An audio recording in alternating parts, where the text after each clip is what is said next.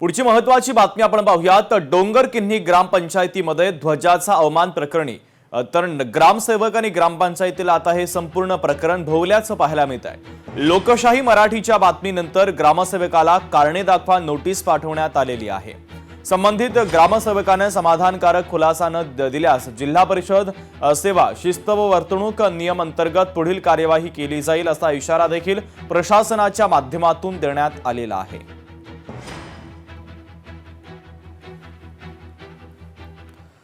बोंदो अशोक खरात प्रकरणासंदर्भातली एक महत्त्वाची अपडेट आपण पाहूयात। शिर्डी पोलीस आता खरातची चौकशी करणार आहे। फसवणूक आणि खंडणी प्रकरणामध्ये खरातची चौकशी केली जाईल। खरातला शिर्डीतील न्यायालयामध्ये हजर करण्याची शक्यता आहे। तर आता शिर्डी पोलीस देखील खरातची चौकशी करण्याची शक्यता आहे। नाशिकमधील कॉर्पोरेट जिहाद प्रकरण संशयित आरोपींचे आज पोलीस कोठडी संपणार आहे। तर संशयित आरोपींना आज कोर्टामध्ये हजर केले जाईल। अटकेतल्या संशयितांच्या पोलीस कोठडीसाठी आता पोलीस प्रयत्न करणार आहेत। तर आता कोर्ट नेमकं काय निर्णय देतं हे पाहणं तितकंच महत्त्वाचं असेल।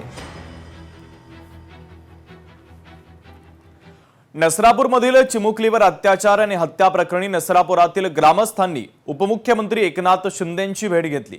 नराधमाला फासावर चढवणारच, लवकरात लवकर आरोपपत्र दाखल करणार राज्याचे उपमुख्यमंत्री एकनाथ शिंदे यांनी आश्वासन दिलेलं आहे। बारामतीमध्ये जय पवारांच्या उपस्थितीमध्ये महत्त्वाची बैठक बोलावण्यात आली। 3 ठिकाणी या बैठका होणार असून बारामतीमध्ये राष्ट्रवादीच्या संघटनात्मक हालचालींना आता कमालीचा वेग आलाय। जय पवार कार्यकर्त्यांशी थेट संवाद साधणार आहे। तर बारामती येथे सहयोग निवासस्थान येथे आयोजित या संवाद बैठकीसाठी बूथ कमिटी पदाधिकारी, जिल्हा परिषद गटातील आजी माजी सदस्य, पंचायत समिती सदस्य तसंच समन्वयकांना उपस्थित राहण्याचं आवाहन करण्यात आलेलं आहे।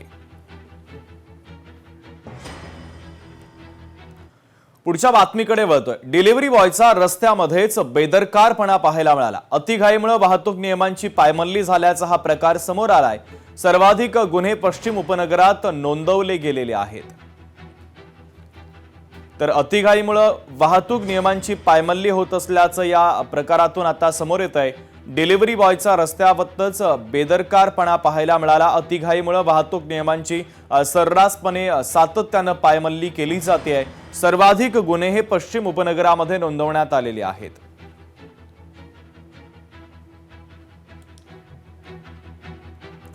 निवडणूक आयोगाच्या पाठिंब्याने भारतीय जनता पक्षाने निवडणूक जिंकली। ट्विट करत राहुल गांधी यांनी आता पुन्हा वोट चोरीचा आरोप केलाय। पश्चिम बंगालमध्ये 100 पेक्षा अधिक जागी भाजपने वोट चोरी केली आहे। राहुल गांधी यांनी भारतीय जनता पक्षावर जोरदार हल्लाबोल केलाय।